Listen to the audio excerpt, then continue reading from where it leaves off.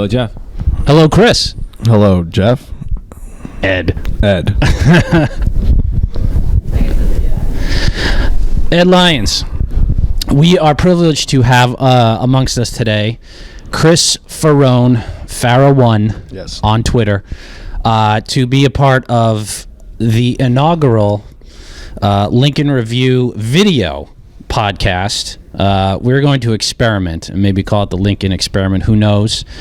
Chris, welcome to our podcast. I appreciate you being here. Thanks. I feel you gotta get a handsome guy for the first video. Yeah, right? It's we need somebody to pretty it up. They didn't tell me, so I'm kind of bummy. But I shaved my head, but not my neck. Oh well. Beards it's are in. Sunday, and it's we're at a workspace, so it's all good. So for those of you, I think we're going to put this on Dig Boston. Well, it's up to you. Yeah, it's your yeah. site. We'll put this on. But Chris and I have sparred on New England Cable News for, what, is it twice? Did we go on twice? Two times. And then there was another time you were doing another report on probably the opioid epidemic. And I think we met again then before that. So I thought it would be interesting to have Chris on, who is, what's your title? Editor, publisher? Editor, technically. Okay. You know, we're trying to. A couple of us are working to take the paper over, but no, I'm not official publisher yet. But I do everything, man. I'm the independent media guy. Your typical, I'm doing this on one hand, that on the other hand. We're used to being multifaceted in this day and age. Okay, and so we have a ton of questions on media, but what? All right, so we are here at, what is this space called? This place is called Canopy. So shout out to Canopy. There's a lot of co-working spaces in Boston, Somerville area. This is in Somerville, right near Brooklyn Boulders and Aeronaut Brewery. For those who know, Ed knows. I just had Aeronaut. They're awesome. Hoppy session 4 hours ago. Yeah, the place is awesome. I think they're doing great work downstairs. 4 hours ago? That was before noon, man. Well, I got up before this morning. So. Oh, the baby was up. Okay. So Canopy's cool, and they're really definitely a lot of people here are doing some interesting things, not just your typical app designing and whatnot. So there's definitely a social justice element here. So today's event is a Sunshine Week event.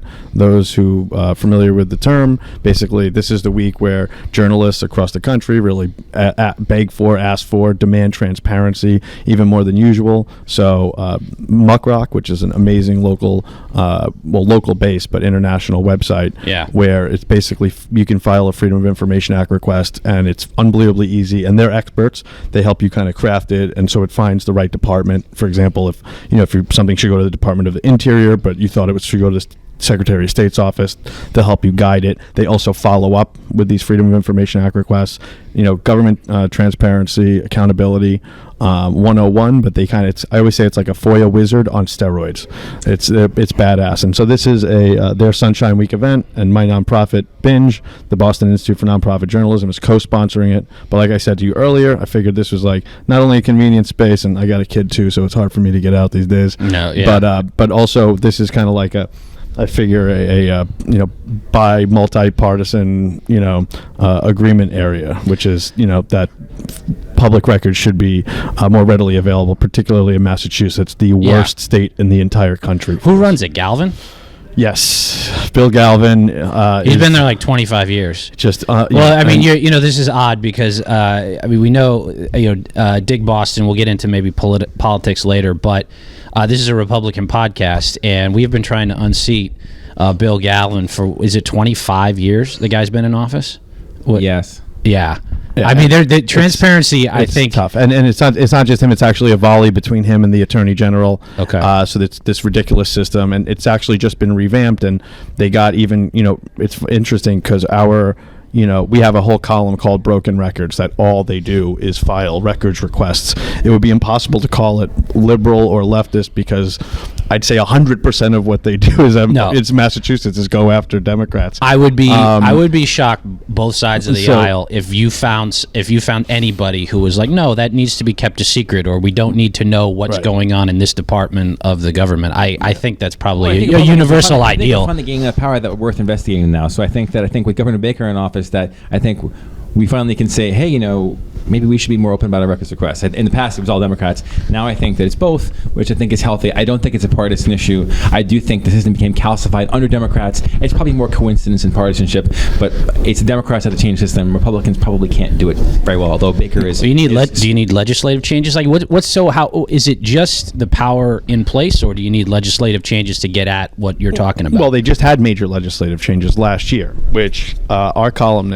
columnists, Maya Schaefer, who may be around here later, is arguing actually made it worse. It's given towns a lot of discretion, and once they find these loopholes, they're going to be jumping through them. There are a lot of issues beyond the. The issues are really, first of all, what happens if they don't fulfill the request? We have many instances where municipalities have been ordered by the state after denying a request to fill it, and they still don't. I don't believe we're ever going to see a time where an attorney general is actually filing charges against, a town manager or something like that. But right. the precedent is awful here. They really just don't have to release things, and we see this across the board. What are some of the bigger stories you're trying to get at that you can't get information from? A number. Records for. I could reel them off. We have basic. You have kind of like a lot of like petty police matters in towns where they're just not used to anybody giving a crap. We had a big run-in in Quincy last year with a couple Freedom of Information Act requests. But there are other things. A reporter named Jim Haddad out of Metro West Daily News, great reporter. Kind of a beat reporter. We just wanted to know what lists the government lists of lists.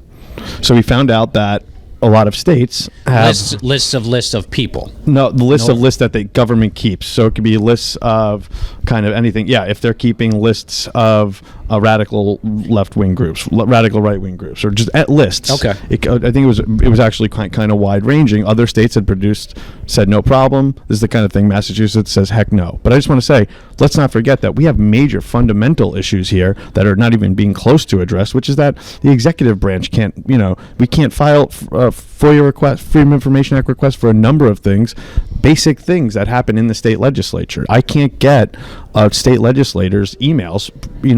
It would take an investigation. Only authorities could basically do the DeMacy investigation, for example. There's a whole So when there's a stink of corruption and it's almost impossible to trace. Wafts above the usual. But for our audience, if they're not media savvy, that the reason is because there was an old court decision that sort of said that a whole part of our government is not subject to these requests. And basically, the legislature and the executive branch have said, well, we interpret that as meaning we don't have to give anything that we don't want to. And this is across the whole government. And so it's not just that we have poor laws. We do. It's the fact that everybody's gotten used to saying, I'm not even subject to being asked about this stuff. So it's not like we could go pass a law tomorrow and fix all of this. It's actually a systemic consensus to just not turn stuff over. And I think that I also believe there's another issue, which is that our state's technology is so bad that it makes complying hard even when they feel like complying. So a lot of things I see, like I know people doing FOI requests from the Boston Globe, sometimes they say like, well, we have no easy way to get that information out of these computer systems, right? Because they're using very old IT, and if you say, give me all the records that say X, they're going to say, we really can't do that. Like, it's funny, we're sitting here in the co-working space, there's like database technology on the wall over there where they like select stuff from tables. Like, a lot of times they have trouble complying because they have bad technology. So one of the things I tell people they're not used to hearing is that if you want better transparency, you need state and local government to use better technology and make it easier to comply. Because one of the reasons why you have these big fees for FOI requests is that people have to spend time doing stuff manually. Yeah, you can't just pull it up electronically. Yeah. Well, sometimes you can, sometimes you can't. Now, sometimes they give you these fees as a way to dissuade you from asking. So Chris would know, like, oh, that'll be $5,000 for that thing that really isn't $5,000, but they found a way to make it expensive. But sometimes it really is $5,000 because they don't have any automatic way to get the data. How much do you think is a nefarious government wants to keep it secret type of situation compared to say just pure incompetence? In what percentage of that? Yeah, it's a range. It really depends. I don't want to I do know that there's people working in small municipal government that don't have a lot of resources. I really do understand that. At the same time, I think people should really know that the organization, the Mass Municipal Association, that's tasked with defending them, is paid for with tax dollars, through these governments, and they are not 100% not defending the best interests of the people, even though that's who's ultimately paying them. They are defending the best interests of these municipalities, and there's a big difference there. And I think people are never going to get hip to this. It's kind of complex. I'm not saying people are dumb. It's just kind of so far off the map. But they have to understand they are paying, and just like the way that their tax dollars pay for the publicist, for the media relations person, for every single representative and senator at the state house. I mean, people, that's such a scam at such another level that I think people don't really get it. But with this FOIA fight, basically the other side of the fight, the side that's arguing for less transparency, more time, less penalties, is paid for with tax dollars, and it's represented by an operation called the Mass Municipal Association. So this is basically, it's a total fix. The Mass Municipal Association, by the way, which they have this pay structure where they really have a lot of politicians in their pocket. They are What do you mean, campaign contributions, or what's the? They have a big event. They have big events every year. That there's they. I don't want to speak completely out of turn. I have reporters working on this basically, but they have a relationship with politicians, even at the state as well as the municipal level. They also, by the way, represent the mayors. So the the Massachusetts Mayors Association, that's under the same umbrella. They wield an incredible amount of power, and it's just completely nobody really looks at it. The point is, that's what I said earlier. They're part of the consensus, or the default is not to be transparent. It's not necessarily the fact that there are these bad actors involved. It's that everybody is sort of defaulting to don't be transparent rather than defaulting to be transparent. So as I said earlier about, obviously I'm a big supporter of more transparency. I think the last effort was inadequate, although thank God they passed something. But I do think that you need a mindset change. It's not just about the laws. It's saying people have to say, this is the people's data. So I know, Yasha at Boston, at City Boston, I'm sure that Chris of Small World knows him too. And the City of Boston has been much more put the data out there, make it consumable, get more transparency, think about usability. Transparency is not just a law, it's making it usable for people. You know all about this, Chris. And I just think that he and his people changed the mindset at the City of Boston to put it out there rather than not put it out there. And I just think that there's no substitute for people working in government that do that. And by the way, I'll back up 1 second. And Jeff and I do a political podcast, but not all politics is partisanship. Some of it, politics is basically how we want to live our lives together. So I think that, even though our audience is used to hearing a little bit more partisanship and talking about controversies, that this is controversial. And just because the Democrats and Republicans haven't sort of picked this up and made it a bumper sticker issue doesn't mean that these issues aren't fundamental to how we live our lives in Massachusetts. So I do think I want to remind people that not all politics is partisan fighting. Some of it is these decisions about what kind of society we want to live in. And I want to point out that this is a perfect segue into it, is that this is a perfect example for me as an anti-partisan in this matter, is that a lot of the times where everybody's looking for all this agreement for the left and the right to agree, a lot of the places where they agree here is very dangerous in my opinion. One part of the new law allows third-party data storage. I can tell you from experience that I have an example where a third-party resource, who was it, Xerox, storing license plate data collected by the Boston Transportation Department was left exposed online. I have other examples where we were told by municipalities that we can't get data because it's been stored by a third party and it's going to cost that much more. Now that's public data, all right, being outsourced for the storage. So it kind of cuts both ways. Yeah, I mean that's well, two things on that. Is there anybody doing it right nationwide that you know of? That other states? It's a huge industry. First, like FOIA and get access to the information. Is anybody doing it right out there? Well, it's not hyperbole when I say that Massachusetts is the worst. Often it's been rated the worst by Sunlight rates them terribly. Watchdog organizations. Now there are places that have a lot more social problems, like Florida, that actually have just unbelievable sunshine laws. Really, you can get almost anything. But there are places. And politicians here know this. And I want to stress that, you're talking about, I really think one huge, if Baker really means it, I'd like to see him rein in a lot of we're talking about waste, software contracts. This is one place that Democrats and Republicans agree. They love making all their, software contractors very wealthy. And I counted 2015, the state did almost 550 software contracts. We were cold calling offices. Hey, has anybody who administers this? We haven't even heard of the software in some cases. Millions of dollars that goes to waste. Jeff and I have invested a lot of time in this. We wrote a report. Well, never mind. We'll not cover that. We've really looked into the issue, and software, it's funny, like there's more than $1 billion in capital spending on software in the next few years. That it is a huge part of the budget.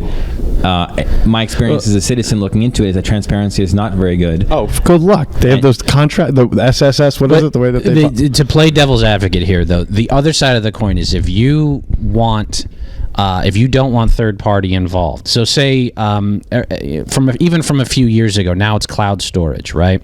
So even Department of Homeland Security hires Amazon or Google maybe if the third party is awesome and tailored for government, then I'm okay with it. But it just can't be anybody. It has to be scrutiny. No, understand you want security, privacy, all that being, we can all agree to that. The idea though that the state employees would run, say, their own servers in a room, in an air-conditioned room, and instead of outsourcing it for a fraction of the cost, essentially providing the same service for public data versus private data.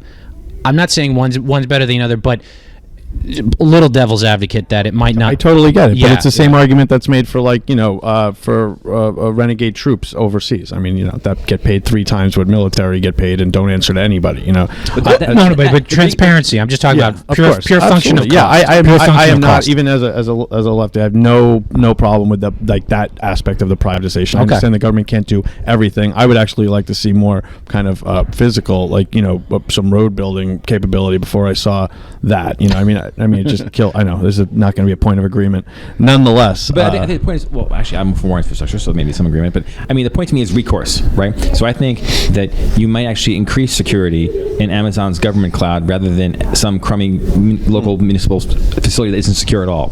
It's a question of recourse, right? So the idea is that if the government has it, that there are ways in which the government can bring resources to bear to get it. The problem with giving to a third party is if you're not careful, you may end up giving data to somebody for whom there's no easy recourse to do it. So if Xerox or some other company loses it or goes out of business, you may actually lose your real-time access to it in a way you wouldn't in an office in Springfield somewhere. So I do think that the accountability is important and that there probably are some bad stories.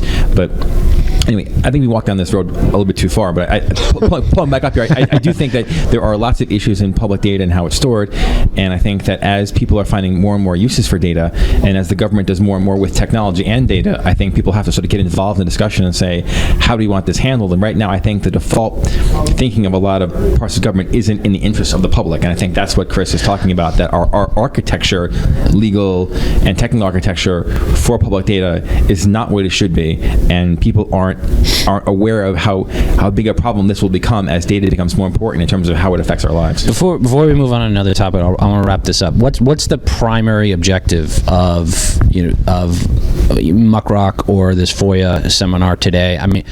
Change the law, get those who are not on the legislative side to cooperate with what policy? What's the top line goal? I think I can't speak for Muckrock, but our involvement is basically, we do a lot of, for us, when we talk about citizen journalism engagement, it's not just lip service as a buzzword. It's real. A lot of the ideas we get and the ideas of what Freedom of Information Act requests to file come from not traditional reporters, but this is also, when you get people who are actively filing FOIA requests and working and looking for sometimes similar things in the room, just talking, it's better than any kind of thread online or anything like that. People really be like, oh, okay, maybe I should look for it here. If you're, it's really FOIA, which seems like it is maybe the geekiest thing, but it takes some creativity to kind of find it. One of my favorite FOIA stories is.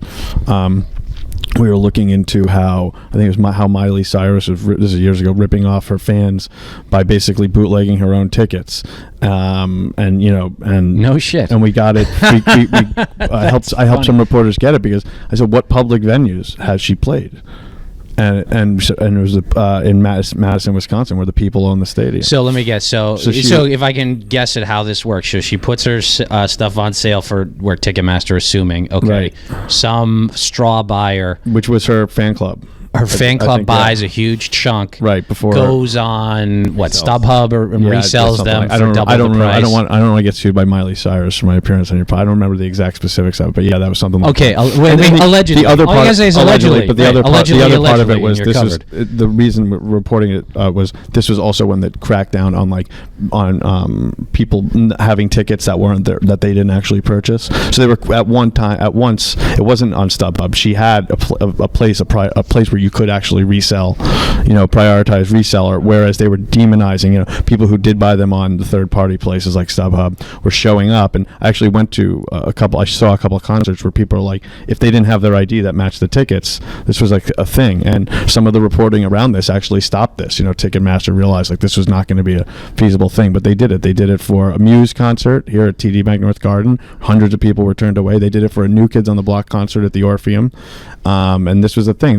It was like did FOIA reporting that kind of ended this trend. Really? It wouldn't have worked if it wasn't for the fact that stadium was publicly owned. That's how they got the information. I'm so distracted by the actual story that I want to go off.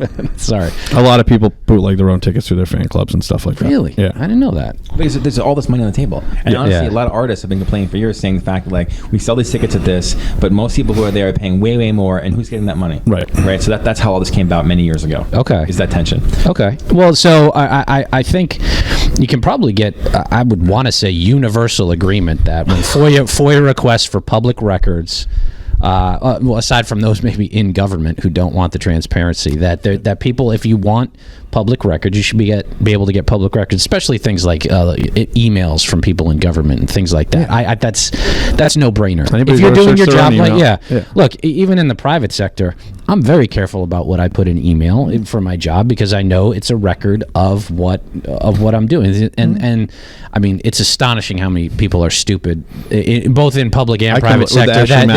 Ashley Madison came out. Like, how many government email addresses were it? You're sitting there thinking, like, why would you sign up with a government email? It's mind-boggling. But then again, I don't want to just put the neatest little bow on it. But that's why the people in government can't always be trusted to decide what happens with data and how and everything. Along with the WikiLeaks story, you had the story of people that worked at NSA who were using the capabilities of CIA and NSA to spy on ex-girlfriends and to crack their phones and wives and spouses. No, you can't trust. It's just one more thing I want to add on this segment on freedom of information is that I'm also related to talking about sort of frameworks for transparency. That I actually don't believe everything in government should be transparent. I think that if you do that, people will just only have person-to-person meetings.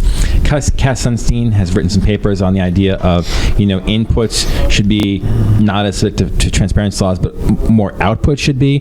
That if I'm, say, Governor Baker, and I want to get opinions from diverse sources before I make any official decisions or have meetings, I probably should be able to get text messages and people to get opinions without it being subject to freedom of information. But there should be much more transparency on official meetings about it and what gets done with it. But if he wants to go to a non-traditional source to get information to help guide a policy, maybe he'd prefer that not be subject to FOI because maybe that would make him look bad politically, or maybe the fact that a person has some nefarious background. That the idea is what Sunstein was saying is that you should have picked a better example than I'm not going to lie. I frankly, with all with the Sessions and Russia stuff, at the federal level, I am even as a reporter, completely confused as to what's on the table, what's off the table, what you're allowed to do, what you aren't allowed to do. Well, yeah, it's really confusing, and I think this is before a certain date you can. It's absolutely insane, and I've been thinking actually the whole thing's led me to think like what are a few things that could have been in place, and one is the fact that their schedules aren't completely digitized and that couldn't have been searched, that they should even have to ask who have you met with. They should be able to have a list of everybody he's met with as a senator in his office for the past since he's been a senator. It probably exists. Well, if it does, it's not. Yeah. Frankly, then those kinds of things they should be transparent. So I don't know. I just think that the whole thing is utterly confusing, and there is a lot of laws. Then again, they always have us end up arguing over like what they, did Chuck Turner really mean it or not when he took the money or this and that? What did he know for the rules? Yeah. You know, it's $100. You know, so I don't, or $1,000. I don't know what. I don't know what, I can't get into people's heads. But the reason I brought this up to say that I think part of the discussion has to be for people in government who are used to, in our state government, not giving very much of anything. I think it'd be nice to say, look, in exchange for giving you a lack of transparency on some of your inputs, we want maximum transparency on your outputs, and sort of like come up with a framework that would say, okay, I could agree to that, but what I don't want is a fishing expedition for, I remember what happened with the Olympics. Like they wanted, you know, Marty Walsh's text messages, they wanted Baker's text messages, they want all these things, and I want to say, like, you know, I don't think that everything has to be part of the public record if you want officials to be able to have conversations about policy. So I think I'd like to see a framework evolve. You say that in order to get more transparency here, we'll give you some privacy there for the purpose of better policy, but let's debate where that should be. I you just gave some bad examples though, because I mean, for me, for the between the Olympics and GE, we know nothing without the FOIA, and you know, done helicopter pads, the dinner receipts. I mean, that stuff to me maybe seemed trivial to some, but it really, in a city that's so bourgeois now, to actually turn the tide against GE and the Olympics, you know, it's not like there's some kind of progressive ground force anymore. That's exactly what it takes, is for people to see how ridiculous these negotiations are. We'll have you back on in the future to discuss bouginess, because Ed's Ed tweets at the Boston Globe nonstop about how good it is that we've become more bougie. Wait a minute. Those discussions raised issues about what should transparency be, and what kind of a deal are we gonna as citizens present to our political leaders and say, in exchange for this, you have to give us that, but what you can't do is give us nothing, right? And then so I agree that you need more transparency for these sort of business deals, but I don't want all of it. Well, yeah, to be subject to. I would agree. I don't think anybody is probably entitled to Marty Walsh or Governor Baker's private text messages if they're in fact private. Now, if they're doing things like circumventing public records laws and going through or any official doing public business, doing public business on a private stuff, if that's the law, then yeah, they'd be violating it. But I think you have to pass a law that would say that. So you know, for instance, like a couple weeks ago, Pence got dinged for doing some Indiana political business on his AOL account or something like that. Now, it wasn't illegal, but it was just in the news. So it's got to be clear that if you're a public official, all public business is on your something.gov.state email record, because if you do go private and then you're using it to circumvent the law, I think there's that lack of transparency. I think you can draw a line. I think it's hard. I think as the communication channels change, what yesterday was a little private channel, today is the mainstream. What today is the private text messages thing, tomorrow will be how everybody does business. I think the channel issue is really hard to do. I think there has to be a channel independent understanding to say that you can't tell me that you have a private chat account that you use to talk to people, and then when I do an FOI request for your email and everything else, I get nothing. Then it's clear the fact that you've abandoned the channels you're supposed to be using and you're using something else, and that's not in the public interest. So I think I do think there should be safe harbors for getting diverse inputs into you, but I think it's got to be you have to be really careful saying that doesn't become where all business gets done. And so I think it's great to address it. I don't think there's one answer. I'd like us to have a debate about what we do about that, especially in a state where there's so much is being concealed because the default is to conceal. That I think what you want to do is offer a deal. Say, we'll give you 20% over here if you give us the 80% over there. I think that would be a great deal for the people to say the executive branch for just giving us nothing, to say, I know you don't want to give us everything. Hey, give us most of it, and we'll cut that deal and see how it works. I don't think we're going to get this in one version. I just want people to sort of be actively negotiating. But right now they're saying we're giving you nothing, which is terrible. Yeah. I'm a pragmatist. I don't believe there's the ideal architecture is just ahead of us. I don't believe that. I think we have to iterate through this over years, but just keep moving. It's like decriminalization. For drugs and certain crimes. Let's just move in this direction and not worry about the details. Let's just get away from the status quo. And as long as we're moving forward, I'm being patient. But what I don't want is to see nothing in terms of moving forward on all this. So, I want to shift topics just a little bit. We've covered quite a bit of it, and I don't want to take up too much of your time, Chris. I know you got I got another topic. You got another topic? No, I got more than another topic. I got a topic. I mean, are you kidding? This is perfect. This worked out very well. I'm glad that this is like a nice. It's a good space. This is like Well, all right. If you have another one, you go. No, I don't. I didn't know like I got one in me. Go for it. No, I wanted. You wrote. What was the title of your book? Which one? I called Breitbart. Well, we'll get to that. Maybe we'll get to both in a second. One? I mean, I got a couple. The 99 nights with the 99%. 99 nights with the 99%. Yeah, so all right. When it dropped, it's actually 5 years ago this week. It came out. So it came out right after Occupy. It was the first kind of like travel log. Like there were other books that were a bunch of different people's essays. Okay. But I was the first person to write a full book about Occupy. I traveled across the country, went to a couple dozen camps. All right, so you're quite familiar with the players involved with it. I just have a pure question for you, if this is accurate or not. Is the same people that were doing involved in Occupy, organizing it, all that stuff, is that the same protesters we see, like the organized protest movement against Trump and at college campuses and things like this? Is it one and the same? Is there overlap? College kids weren't even in high school when Occupy happened, but as far as college campuses. But, the protests at college campuses. Right. Well, all right. So okay. So first of all, I understand what you're asking, and basically, if we're comparing like the grassroots nature of the two, Occupy, yes, of course there's a lot of people who were involved with Occupy who are now actively protesting Trump. The politics are comparable, and at the same time, Occupy really was, grassroots. All the different cities had nothing to do with each other. I went to Miami on the first, and there were mostly Spanish-speaking people there. It kind of meant something entirely different. With the women's marches, and I think it goes without saying. You have a lot of and we've been very critical. Critical of one part dynamic, particularly of the Women's March in Boston, of all the Democratic Party's involvement. Speaking right there, which is interesting, and that's kind of a big switch for the Democrats, right? Because at the beginning, it took them weeks to even the really progressive ones to come out to Occupy camps, or at least days. Even a city like Boston, Menino never exactly became friendly. Sent the stormtroopers in, and a couple of weeks in. Whereas these are much more mainstream, but of course you have and different cities. Every city's different. I was in Portland, Oregon for the big Women's March this time, and it was a much different experience than what was happening here. It was much more grassroots.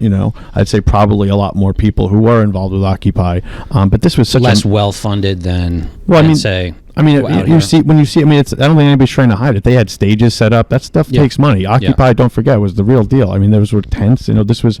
It wasn't holdovers from like Code Pink, anti-war. Well, don't forget, Code Pink, of course, is involved. They show up at things, but you can't pretend that just because somebody shows up. The union showed up to Occupy Boston on week 2, and particularly the nurses and teachers, and were marching. That doesn't mean they started it. They totally. And in fact, if you're, and this is what the kind of stuff I get into in my book is, if you're looking at the micro arguments, of course the people who were there first were aggravated that a lot of organized labor came and kind of hijacked a lot of their marches and publicity and press. So there were a lot of internal struggles. It's not kind of like this this unified front necessarily. Let me just back out here just to make this absolutely clear. Most Republican and conservative activists I know say all the time there is this tiny slice of constantly whining progressive protesters who show up at everything. They're being funded and manipulated by puppet masters like George Soros and the unions and all that, and that none of this represents anything actually happening in America. I hear this weekly in social media. Republicans constantly say it's the same professional progressive protesters. That's fine. I'm just saying there's hundreds of thousands. No, Chris, you'll understand. He's agreeing with you. I'm not establishing a position. I'm just saying, because we have a political podcast, you have Republican listeners. It is so common on the right to hear that this is just this AstroTurf thing. It's all the same people. Everything, like when the Women's March came out, oh God, it's just the Democrats, the abortion people, it's the progressives. They're constantly dismissing it as not being real. I'm not taking a position. I'm saying that that is the view on the right. I think that they should be. Is there a kernel of truth to that, or a large amount of truth to that? Here's George Soros's records are open. You could see what organizations he funds. This stuff is like the stuff that's treated like it's conspiracy always kills me. It takes minimal research. Here's the thing. It's obviously, the cries of that, if they're ultimately cries of concerns, they should be, because this is not there are middle class. The 99% was the mantra, right, of Occupy movement. But I don't think there's anybody who is involved with the Occupy movement, unless they're completely delusional, that would tell you that they reached anywhere close to the 99%. Ultimately the suburbs sent donations. Those were the donations. Soros, I'm sure, gave here and there, as well as some other liberal funders. But I mean, I saw it at Occupy Boston. The money was coming in, thousands a day from the suburbs, the donations, the food, the clothes. Okay, this time. And I don't know how. I don't know how long it's going to last. I don't know how many women's marches there are going to be. But this is the one that they really should be afraid of, because people themselves are coming in. Those marches have been huge. Although I got to say, the other day I was downtown for the rally that followed the.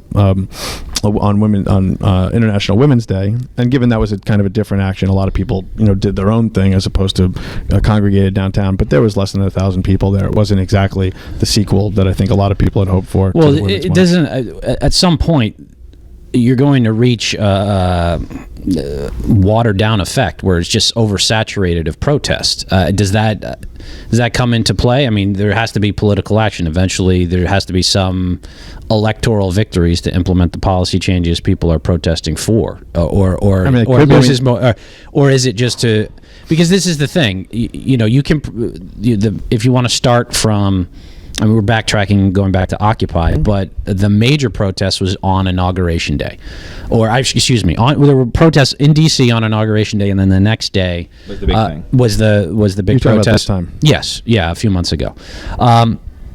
At some point, how many protests, and I've seen this on the right. I've talked about this with activists on the right, where they've sent me messages like, come to this thing. We're doing a protest in front of this, and I'm like, does that make? All right, if it makes you feel good, go have fun. But what do you? It's absolutely useless. And I'm a reporter. But here's the thing. I mean, protest is just one part of it. I mean, I think that we just did a 5-year anniversary of Occupy Boston, and we just catching up with a lot of people. There's several people. 2 people in particular who run for public office, and one, Nadeem Mazen, and now Mike Conley, who's a state rep.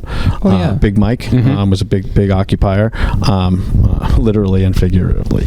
But really, there's basically, but it goes on and on. It's not like everybody. There are a lot of people who went to work in social work as opposed to this. There's a million places that have splintered off. The No Olympics effort was completely spearheaded by people who are involved with Occupy Boston. So it really depends on how you measure things. As for protests in the street, listen, I understand. As you just say, but it was a lot of kind of like, I wouldn't say misplaced, in my opinion, just like where people didn't know where their outrage should go. They ended up in the streets. But I think people already kind of, if you see the numbers, people are running for office in unprecedented numbers on both sides. So people, these kind of like spurts of activism splinter in different directions. I don't think that a lot of people think that they're just going to keep going into the streets and protesting. Although that stuff, that kind of visible, the fact that I've covered a lot of protests that got no coverage, and I know what that's like. People don't even know that there were unbelievable beatings outside of NATO in Chicago under Obama. The media really shielded it, and it's tragic. But now, when there are people protesting, sometimes it's even the opposite. There will only be a few people protesting, and I've seen even presumably right-leaning news operations use their cameras to show that there's more people protesting than there really are. Can we all agree? Because if this podcast will be going out to our audience and also some of Chris's audience, I think we can all agree that regardless of what side you're protesting for, the violence that we're seeing and stuff, I'll even admit there are a small fraction of the people who are actually causing destruction and riots in some cases that is out of bounds in any way, shape, or form, and only hurts to but that's as not a my detriment. As somebody, and you could just go ahead and Google my name and S17. As somebody who's been the victim of police violence on video, just holding my notepad, the problem out there is not individuals doing violent things. It's police doing violent things. Police who have sound cannons that they could stop entire crowds of people, instead using violent force. And I'm not saying that I encourage the use of sound cannons. I've been on the other side of one, and it's hideous. But in the West Coast especially, the indiscriminate brutality, the thing people could never imagine, pepper spraying entire crowds of people, pregnant women. I've seen it all. So yeah, I mean, sure. I don't know why. I don't know if you were asking me to discount the violence, and I just think I've seen so little of it. I've certainly seen moles, people who are who have been encouraged in Oakland to, in one case, break a window. There's a scene in my book that he ended up being an undercover police officer. So I think that there's definitely a lot more violence on that side than there is on the protesters for the police side for sanctioning. Of course. And I don't give the Boston police a lot of compliments, but they've definitely been proactive in that regard in terms of crowd control. I'd agree with you. I think we're lucky in this city for sure. Okay. So let me back up and ask a bigger thing. You were talking about how protests, of course, are one part of it all. How do you see the greater Boston political activity ecosystem? So protesting is one thing. People can run for office. They can be journalists. They can work in social services. They can do community service. What do you think the state is right now of political action in greater Boston? And how is it right now? Are the protests showing us more or less? What's your opinion of how the scene is working? We talk about political action and protests. I think I consider them kind of different. I think you're seeing, and we've actually had people who were part of Occupy wrote about trying to get into the Democratic establishment. They're always being screamed. Activists are being yelled at always. Why don't you run for office? Why do you do this? Well, then when they run into when you go to your first neighborhood ward council town meeting, committee or town committee if you're in the suburbs. Well, you understand this is harder than trying to speak at Occupy. There's a whole different politics of it. Actually, it is much harder because at Occupy, if you waited, you would ultimately get to speak. But this is really. So I think that you're seeing that's the state of politics that I see is that clash. There is. I'll tell you one thing right now. What's going on in the Democratic Party is way more interesting to me at this moment in time than nationally. I think both. I think a little bit of both. The push and the pull from old Democrat Party establishment figures to new people coming on the scene. And how it's all tied together, just to what Chris said, because there are people who I'll say the Speaker of the House, DeLeo, he has to run. He runs a tight ship, and actually, that's the question I want to ask you in a second. That he wants to keep the people that the Senator Eldridges of the world, so to speak, at bay to kind of keep everything normal. Because when things are like, okay, let's raise taxes by 20% or whatever the case is, he's like, no, kind of keep those people out. So I don't think the activist question for what you're talking about. I don't think they're used to people like Jamie, like Senator Eldridge. I think that with Mike Conley, I think that people on Beacon Hill, and I'm sure this can be said of any 5 years, there were people like this coming in, but I think that members they've come to understand that it's at the point where they're such bullies. DeLeo and them are such animals that there's no compromising with them. You can't just be nice to them. Sometimes they will punch you in the face the rest of the time. So you got to really come out, and I think be aggressive. You have to stand your ground. This game of where that the whole state gets to see, where you have to kiss the ring. It's unbelievable. Did you hear about the pay raises? Of course. Did I hear about the pay raises? I'm talking about the pay raises. I'm talking about all of this. I love what they did with the pay raises. One of you guys break it down. It's outrageous. It's the scale slides up. So the scale slides up the higher the member, and it's so embarrassing. And that's exactly. I don't think anybody could be more humiliating. Kiss the ring. As we're getting closer to end here, we'll break down what the actual process is for how they vote for their own pay raises. Yeah, not vote for their own pay raises, but what the pay scale is based on now. Well, depending on what essentially gives DeLeo an enormous amount. The raise, the amount of the raise, which I think is $40,000 at the top of the scale for DeLeo for leadership. That's actually based on the committee's evaluation, because there had been, I'll admit, it had been some time since they'd had a raise. it's formulaic. As for, are you talking about how much everybody's getting, how much the lower members are getting too? No, I'm talking about, Ed, you know what? Yeah, so it was a scale. It's actually a stipend increase in terms of what your duties are, and it's lower based on whether or not you're a committee chairman or whether or not you're a whip or whatever, and goes up to the leadership. But I think it provides a perverse incentive to go along with the way the leadership votes. But they already had that, right? They did it for less money before. No, but right. It was cheaper before. Now it's just more expensive because the difference between, if you were making $65,000 was the base, and then you got a little extra. Now, I mean, you're talking over six figures for most of the legislative body, right? Right. Because and then portions of that depending on there are how also you, micro. It's not just the major committees. There's the joint committees. Or there's other chairmanships. It's not just the hot shots. Everybody. I mean, I get it, but don't forget there are people who voted against it. It's not like everybody was wholly evil. Given Republican entire bloc voted against it, right? Yes. Well, that's an easy thing. Look, I know we know a lot of them. I imagine they, wanted the raise, but principally they voted against it, but they're accepting the raise, and I can accept that. Look, I'm not that opposed to legislators getting a raise. I actually want them because if you're a state rep and you're in Western Mass, I get it, and all the time on the road, and all the territory you have to cover, and all that. Well, let's not pretend that they don't eat out of their. I mean, we did a whole thing last year called the Massachusetts Steakhouse of Representatives, where how much they all eat. I mean, you got people your campaign funds pay for your Mariano out of Quincy. The guy's never been to a 4-star steakhouse even. It's just like. Every night he stays downtown on his campaign account. So they take that as part of their. It's like guys I know who run expense accounts for big companies. They take that as part of the salary in a way. Oh, I get it. Yeah. So the point is, that part of it is true. Whatever they can expense, many of them do. But it's also the fact that if you want a full-time legislator, it's not possible. Like definitely know a bunch of state reps, Republicans out west, and all have to have second jobs, except for a couple who have other incomes that are like family incomes and all that. But the point is, do you want them to be full-time legislators? And if so, a lot of them need to make more money. If you want them to be sitting at their desks in the State House selling real estate and doing the law practice billable work at the State House, well, then don't pay them very much. But you got to decide what you want out of your legislature. I think there's some agreement. Speaking of certain progressive senators, I've heard there's talk of it'll never go anywhere, but bills to limit the amount of funds that can be spent on media relations, and maybe if some of that money was kicked back to the legislators, we could finally find some agreement on that. Are you saying that President Rosenberg doesn't need 5 press secretaries? It's unbelievable. That's bananas. I'm serious. That is bananas.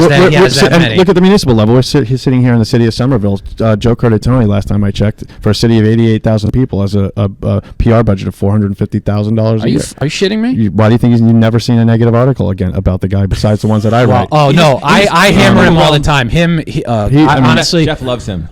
He's truly deplorable. He's the fucking worst. He's the fucking good. All right, worst. so another point of agreement. No, him agreeing for different reasons. Yeah. Believe me, he comes in all aggressive about. Well, you could drive a truck through the loopholes in his sanctuary city law. So I actually you don't have to worry I wrote about a piece. I think I wrote a piece 2 years ago on sanctuary cities, and we'll talk. We don't have time to talk about that, but just blasting the policy, and he was the impotence of it because he was on TV. I think he was on Greater Boston or something like that. And I'm like, how do you think he lands all that? He's got a crack team. They are some pretty high-paid rollers on there.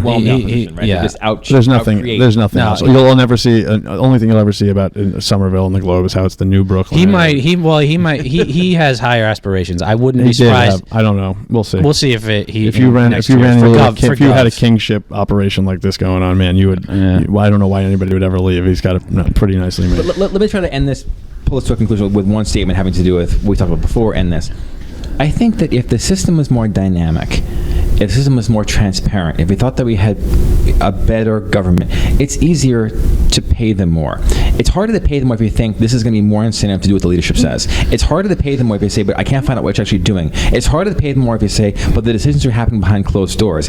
It's easier to pay them more if you feel like they're a responsive government. So I just think that, like talking earlier in the earlier topic about transparency, the problems there, and then talking about the problems with whether or not the government is responsive, the degree to which the leadership sort of takes the life out of government. Someone told me, who works in Beacon Hill, said, because of the way that the House is controlled with an iron fist, it means we get lower quality legislators because they're so used to doing what they're told. They don't invest time in legislation, and it de-incentivizes people to join the process because they feel like they're not going to make a difference when they get there. So I want to say that all this relates that if we have a politics that we don't think is responsible or productive, or transparent, then it's harder to get invested in it either by paying tax dollars or to run for office. I just think it wrecks the incentives to the public when the government isn't responsive. And I think one thing, we covered all this terrain.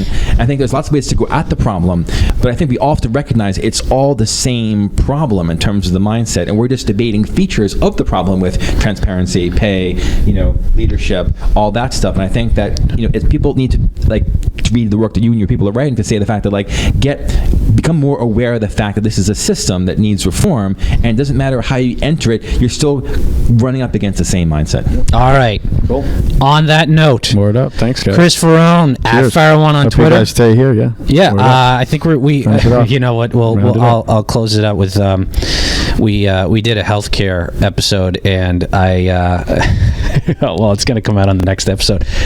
We had John Gruber on, and we got to talk 90 minutes straight about all healthcard policy between two Republicans and John Gruber. You should have Falchuk on too. No. This is what. No, you don't even want to. I forgot to turn on the fucking microphone. No.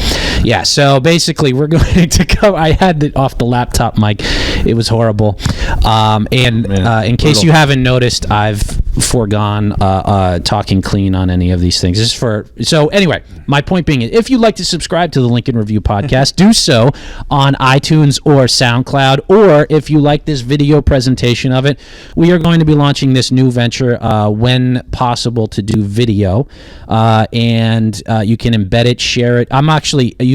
I offer this up to anybody. If you're a blog in the Boston area and you want to embed this on your blog, feel free, but you do have to attribute it to us. Released under Creative Commons attribution license. Chris knows all about Creative Commons. They're wonderful, and I'm a big fan. I've known those guys since day one. Yeah, and so I always put all my content through one of the licenses to say, look, just share it properly. Don't sell it and all that. We'll put it under CC attribution and it'll be fine. There you go. Thanks, and guys. on that note, Chris Faraone. Thanks, guys. Thanks a lot, Ed. Thank you.